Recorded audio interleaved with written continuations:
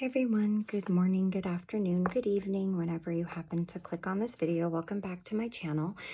Today we're doing, I believe this is video number 8 as we read on in the Empath's Survival Guide by Judith Orloff MD. Yes, the last video we wrapped up talking about addiction and empaths, whether that meant drugs, alcohol, overeating, sex, shopping, you name it. There was some self-assessments that we did, and we talked about some exercises you can do, some strategies you can keep in mind. I think she also talked about 12-step programs for a variety of different addictions. And in this chapter, we are going now into chapter 4. We are talking about empaths, love, and sex. So that's going to be what we're going to start working on this evening. And of course, because I pick up this book and I read a little bit of it every day, each time I do that, I pick it up and I read it along with you so we can learn together. You know, the best ways to help ourselves, the best ways to help, sorry, my hair's bugging me, those that we love, whether it be a child or a partner that you're with, because it never hurts to understand yourself or the ones that you love around you. You know, it never hurts to gain more understanding. All right, so we're going to jump right in. Empaths often have special challenges in intimate relationships because of their intense sensitivities. Intimacy stretches our hearts so that we can become more loving and open people who honestly express our needs. To flourish in intimate relationships, empaths must learn to communicate authentically and set clear boundaries so that they feel at ease and don't get overloaded. The right love relationship empowers empaths. Being valued and adored makes us more grounded. When empaths have an emotionally available partner who honors their sensitivities, they feel secure and supported. Despite the many amazing gifts of intimacy, however, too much togetherness can be difficult and result in sensory overload for empaths. As a result, relationships may feel very emotionally demanding and make some of us want to run. Why? As sensitive people, we may unknowingly take on our partner's emotions and stress, and we can fear being suffocated in the relationship if we don't know how to set boundaries. So here's our struggle. We want companionship, but it can feel unsafe. Empaths, myself included, often have the conflicting desires of wanting to be loved and wanting to be alone. We want to be needed, but we don't want other people's needs to burden us. We want to have a rich inner life, but we also want companionship. Shutting down, repressing our anxieties, walking on eggshells, or running away when these issues surface isn't the answer. What is? Learning to navigate and protect our sensitivities as well as setting clear limits with a partner. In this chapter, I will show you the way. The search for a soulmate. Are you attracted to unavailable people? That's going to be the first, I guess, category that she's going to touch on here. In my workshops and psychiatric practice, I'm always struck by how many sensitive people want a long-term intimate relationship, and yet, despite their sincere efforts to date, their willingness to be fixed up or to join like-minded social groups, they remain single or keep being attracted to unavailable people. I can relate to this. I've gone through long periods of time yearning for a partner. My pattern was that I'd fall in love with a man for a few good years, but ultimately the relationship wouldn't last. I treasure the comfort and passion of companionship, but it has also taken me a long time to become at ease with authentically speaking my empath needs, and I am still learning. So I'd often end up feeling overwhelmed and bolt because I didn't know how to manage my sense of overload. Plus, I do a lot of emotional processing about a relationship when I am alone, so I can be more present and less conflicted when I'm with my partner. Though I didn't realize how important this was for me until recently. Then I would return to being single, which felt lonelier but less emotionally demanding because I didn't have to deal with someone else's needs. I've had to become extra compassionate with myself, not to judge my low threshold for sensory overload in a relationship. Even now, no matter how much I love and respect my partner or anyone, if I'm around someone too much, I become overstimulated. The person will get on my nerves and I'll start to feel anxious. As an empath, my challenge has been to balance my alone time with the time I spend with my partner. It takes a caring partner to walk us through this as we find a happy medium, and as those days when a happy medium isn't possible, to just leave me alone. I thank my partner for his understanding. Empaths aren't always easy to live with. Taking a break is essential for an empath's sanity. Those close to us must appreciate this. Why can it be so difficult for empaths to find a soulmate? Is it just that there aren't enough available people out there, or is it that we're neurotic? No. In my own life and in my psychotherapy practice, I found another contributing factor. Discovering that I am a relationship empath has provided a major missing piece. Empaths are sensitive, intuitive, and caring, but since we're also shock absorbers, with finely tuned nervous systems, we can react strongly. The marvelous part of being so sensitive is that we are in sync with our partner's emotions, sometimes even telepathically, and are sensual, responsive lovers. But the hard part is that we take on another person's stress. The closer we grow to someone, the more our sensitivities are heightened. So in romantic relationships, empaths are often drained or overloaded by the added stimulation that comes with togetherness. This differs from ordinary empathy, say when we sympathize with a partner's bad day at work. Because empaths actually merge with our partner's joy or sadness as if it were our own. Thus, romantic relationships, particularly live-in ones, test us. If you are an empath who hasn't identified this dynamic of absorbing your partner's stress, you may be subconsciously avoid romantic relationships or be attracted to unavailable people. This could very well reflect your fear of getting overwhelmed. Here's the dynamic. A part of you wants a soulmate, but another part is being afraid of being drained, trapped, or losing yourself. The closer you are to someone, the more intense your empathy and also your anxieties become. Unavailable people will never let an empath get close enough to experience their fears of intimacy. For example, empaths may have online relationships that never manifest or pick people who are ambivalent about love and give mixed messages. They keep wanting a connection they'll never have. Sometimes empaths are attracted to what I call new relationship addicts, or they themselves are the new relationship addicts. They enjoy the high of the honeymoon phase in a relationship, but leave when intimacy sets in because it feels too overwhelming. The difference between connection and attachment. Empaths often become attached to the wrong people because they see their potential and want to bring out the best in them. They reason, this person just needs love, and then they'll open their heart to me. Empaths are very compassionate, so it's easy to understand such an assumption, but it's generally not realistic. A healthy connection is when partners are mutually committed to the relationship and both want to open their hearts to each other. In contrast, attachment is when we cling to someone with a death grip, hoping that person will change.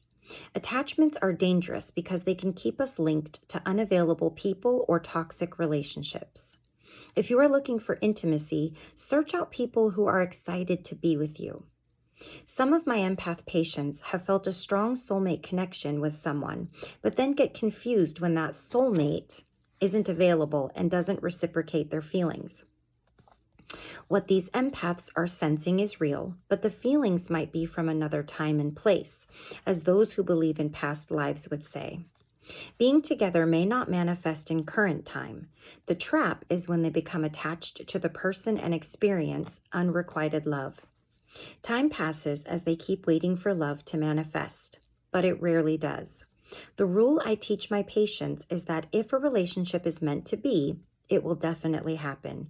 Don't put yourself on hold for a person who is unattainable now. Fear of commitment. Although I've had live-in relationships, I still never married. Why not? I've pondered this often. On a deep level, I'm afraid of getting trapped in the wrong relationship without an escape hatch. And my fear as an empath is that I would give up too much of myself with my needs getting squashed. That would feel like a kind of death to me. I look back at my old journals from 1988 in which I bemoaned, even back then, why I couldn't find a partner, let alone someone who would respect my great need for solitude. I've learned that being an empath requires ongoing creative and honest conversations with your mate. As my Daoist teacher says, your soulmate can become your cellmate if both of you are not dedicated to mutual growth and authenticity. It's painful to be in a relationship where communication isn't a priority. Then the one you love the most can seem like the enemy. A lack of mutual understanding just isn't viable for empaths if we want to feel good. Now, I'm more open to voicing my... Let me back up. Now, I'm more open to voicing my needs, and my partner is open to listening. He's not afraid of my intense emotions, which makes me feel safe. I've always been wary of being too intense with men for fear of rejection. I can definitely understand that. To be comfortable enough to let go with a partner, sensitive people must first identify whether they are a relationship empath. If they are, they can set appropriate boundaries and assert their needs. That's when intimacy becomes possible. So here we go to a self-assessment. Am I a relationship empath? To determine whether you are a relationship empath, answer the questions in this self-assessment. So we're going to go through the questions here. Do I absorb a partner's stress, symptoms, and emotions? Am I afraid of being smothered or of losing my identity in close relationships? Does too much togetherness make me anxious? Do I need to be alone to recharge myself? Do I sometimes prefer sleeping alone?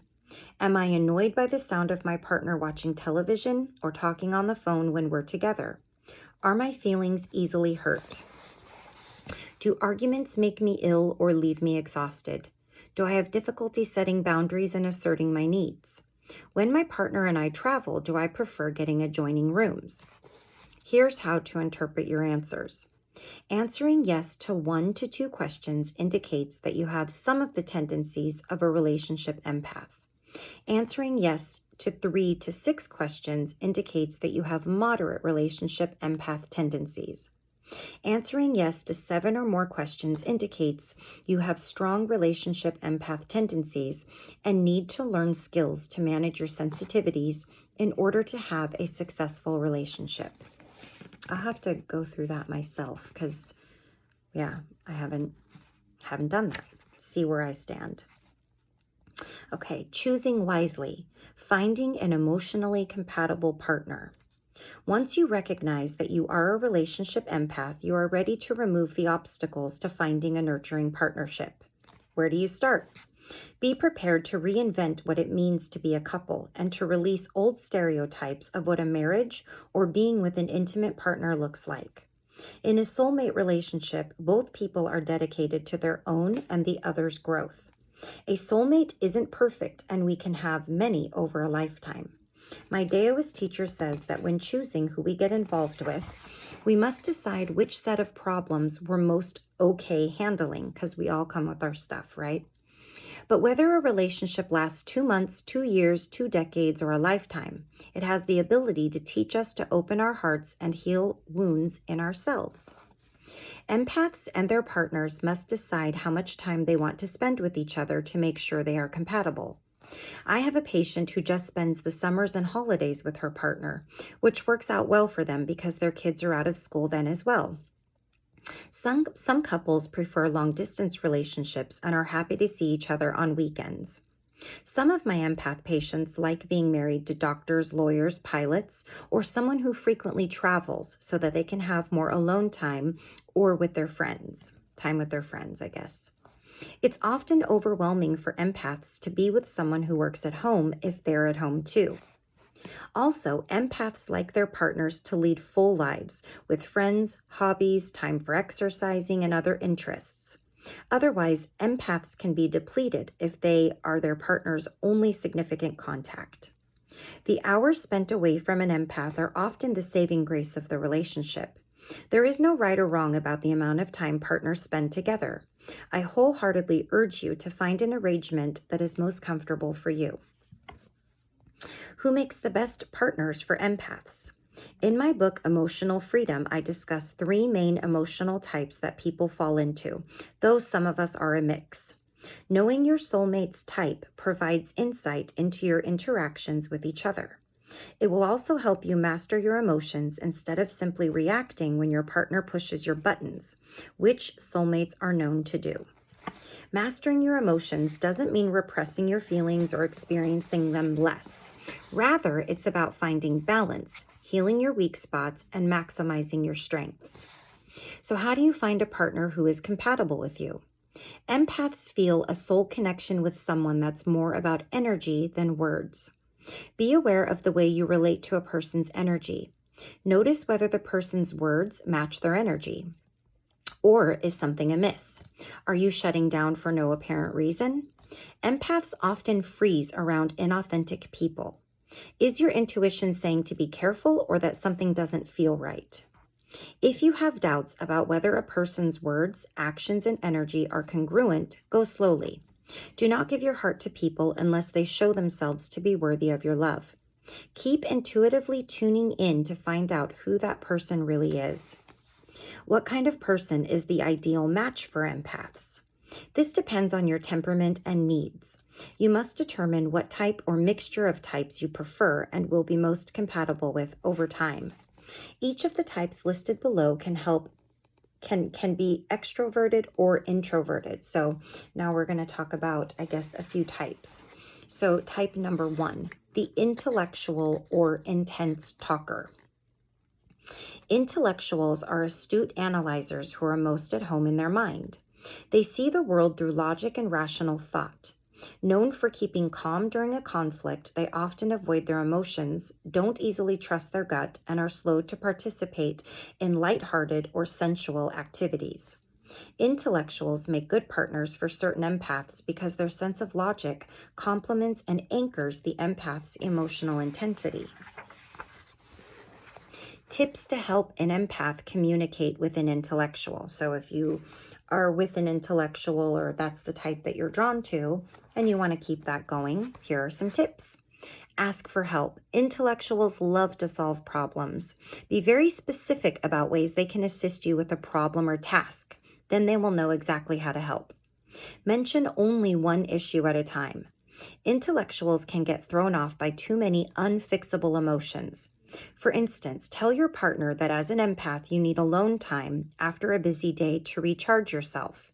Make sure you convey that it's not personal, that they didn't do anything wrong. That's very important. Regularly communicate. Keeping the lines of communication open with an intellectual allows you to be clear and loving with each other. Tips to help an intellectual communicate with an empath. So these are things that I guess somebody who is an intellectual that is with you, the empath, for example, can use. Breathe. If you are stuck in your head, practice box breathing. Simply inhale deeply through your nose to the count of 6. Hold the breath for 3 counts and then exhale through your mouth to the count of 6.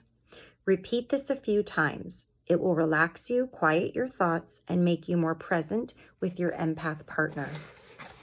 Exercise. Whether you're walking, swimming, or working out in the gym, exercise increases your body awareness, which quiets agitated or busy thoughts. It also relaxes you, making you calmer when you're with your partner. Yoga is also an excellent way for intellectuals to let go and just be, which an empath will appreciate. And empathize. Before addressing an empath's emotional issue, ask yourself, how can I respond from my heart, not just from my head? And don't try to fix an empath's dilemma too quickly. Let's do one more type. Type 2, the empath or emotional sponge. So I guess this would be, if I'm just trying to refresh us what we're reading, choosing wisely. These are emotionally compatible partners and what types. So the intellectual or intense thinker is the first type. Now we go over the empath or emotional sponge. Empaths are kind, supportive, and passionate partners. They also feel both their own and their spouse's emotions to an extreme. I am often asked, can 2 empaths have a good relationship? Yes, definitely. The heart connection is incredible. Because both partners understand each other, they don't have to explain themselves as much. However, for such a relationship to succeed and remain harmonious, the couple must keep sharing about their mutual needs. Two empaths on overwhelm at the same time can get pretty intense. A relationship between such sensitive people requires mutual understanding and separate spaces where each can wind down. I've treated many couples where both partners are empaths. I've taught them how to respect each other's sensitivities while staying grounded. The benefit of this relationship is that each person easily appreciates what the other is feeling. The more difficult aspect is defining one's own needs and setting boundaries to feel safe and calm. When empaths are triggered, they need a timeout to regroup and decompress. Two overwhelmed empaths can aggravate each other's anxiety. Each partner needs a separate quiet space to unwind. Though it is often challenging for two empaths to be in love, over the long term, the relationship can be successful. Tips to help two empaths communicate. Take time apart each day to relax. Mini breaks on one's own are calming and restorative. Go for a walk outside or meditate alone in your room. Focus on exhaling pent-up emotions such as anxiety or fear so they don't stay in your body. Afterward, both partners can be clear and more present with each other. Protect your sensitivities. It's important for each partner to make a list of their top 5 emotional triggers. Then, together, you can formulate a plan for handling these so neither of you gets caught in a panic. For instance, each partner can agree to drive their own car to events so that neither feels trapped in social situations when one is ready to go home before the other is. That's funny because that's totally me. My husband and I just went to a crab feed a few weeks ago, and I was like, I want to drive my own car because he's always likes to stay longer and I'm always ready to leave. I just get too much and I just kind of shut off, and he is very understanding of that. Meditate together. This helps both partners to connect spiritually in silence and will strengthen their bond. Okay, so we're going to stop right there and we'll start the next video. We'll talk about the third type. There's one more type, and then I think there's another assessment that we can go through, and we will keep reading on for chapter 4, sex, love, and being an empath. So very interesting. I hope that you guys found it as helpful, and I will see you on the next video. Have a good morning, a good day, a good night, wherever you're at in your day. Take care. Bye-bye.